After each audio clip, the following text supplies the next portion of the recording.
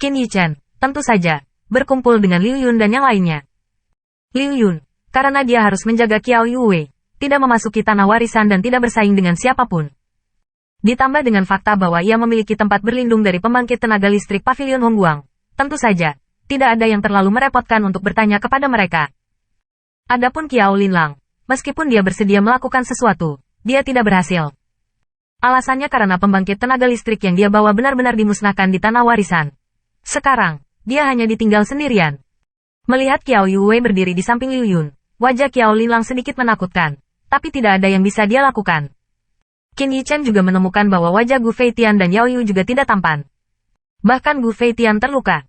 Di mulut Li Yuanba, dia mengetahui bahwa ternyata Li Yuanba membantu Mu Yanzhen menangkap harta aneh dari langit terbang kuno dan bulan iblis.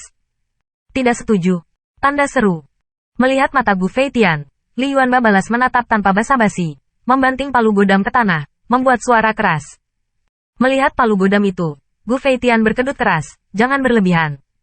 Jelas, dia sangat menderita di bawah palu godam Li Yuanba. Meskipun ingatan di tanah warisan 10.000 Lao Feng telah dihapus, fisik Li Yuanba benar-benar meningkat. Meski, dia tidak membunuh sihirnya, tapi fisik dan kekuatannya juga meningkat beberapa kali lipat.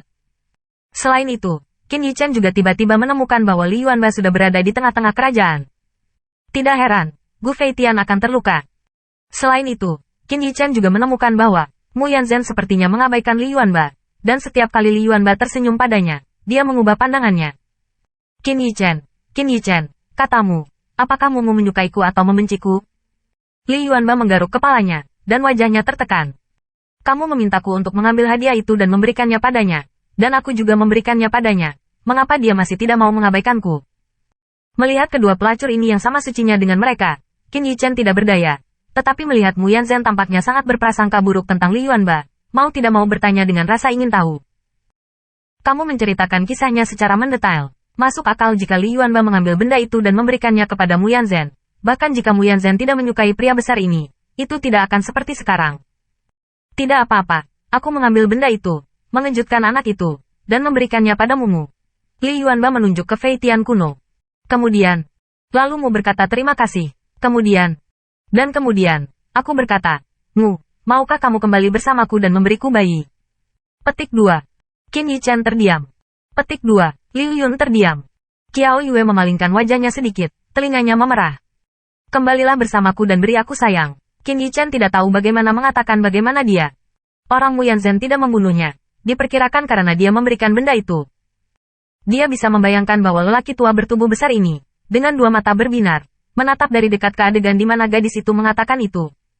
Gambar itu sangat indah sehingga Qin Yichen tidak berani memikirkannya. Kakak Li, bersikaplah lembut dengan perempuan, bukan kasar. Liu Yun benar-benar tidak tahan lagi, berdiri dan mengucapkan dua kalimat.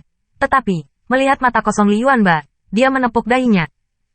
Tampaknya mengajari orang barbar apa yang disebut Feng Huaseiyu dan apa yang harus dibicarakan tentang cinta dan cinta, itu adalah hal yang mustahil. Karena pria ini bahkan tidak tahu apa itu lembut, apalagi yang dia bicarakan. Tanda seru. Qin Yichen menggelengkan kepalanya dan menghela nafas. Tampaknya Li Yuanba ditakdirkan untuk sendirian selamanya. Waktu hampir, pada saat ini, di tengah udara, di tengah Yating, seorang lelaki tua dengan penampilan sekitar 50 berdiri dan berkata, kamu, pilih orang. Lagi pula, dia mengambil langkah maju, muncul di luar kios, melayang di udara, dan menatap kerumunan di puncak gunung. Dengan munculnya lelaki tua itu, duta tanah suci di dalam kios keluar dari kios. Napas masing-masing dari mereka seperti laut, dan kekuatannya seperti gunung. Yah, bibit tahun ini agak tidak rata. Seorang duta parubaya melirik orang-orang di puncak gunung, lalu berbicara dengan ringan. Dari ekspresinya, dia tidak terlalu puas. Terutama ketika dia melirik Qin Yichen. Dia mengabaikannya begitu saja. Tahun ini, saya tanah suci Zhao Tian. Selama satu orang, yang menganggap dirinya memenuhi syarat, maju ke depan. Pada saat yang sama, lelaki tua yang keluar lebih dulu berbicara.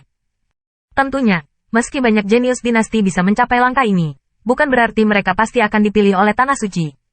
Sebaliknya, peluang untuk dipilih oleh tanah suci, sangat rendah. Di sini, meski ada sebanyak 100 orang, diperkirakan bisa dipilih hingga belasan orang, atau bahkan lebih sedikit.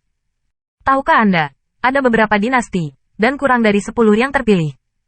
Dengan terbukanya lelaki tua itu, beberapa dari mereka tiba-tiba pergi ke tempat lelaki tua itu berada. Dengan aksi di sini, duta besar lainnya juga menembak, melemparkan ranting zaitun ke semua orang di gunung. Namun, Gu Feitian, tidak seperti orang lain, langsung menemui seorang bijak. Dinasti emas dan biru sangat kuno, beri hormat kepada pembawa pesan.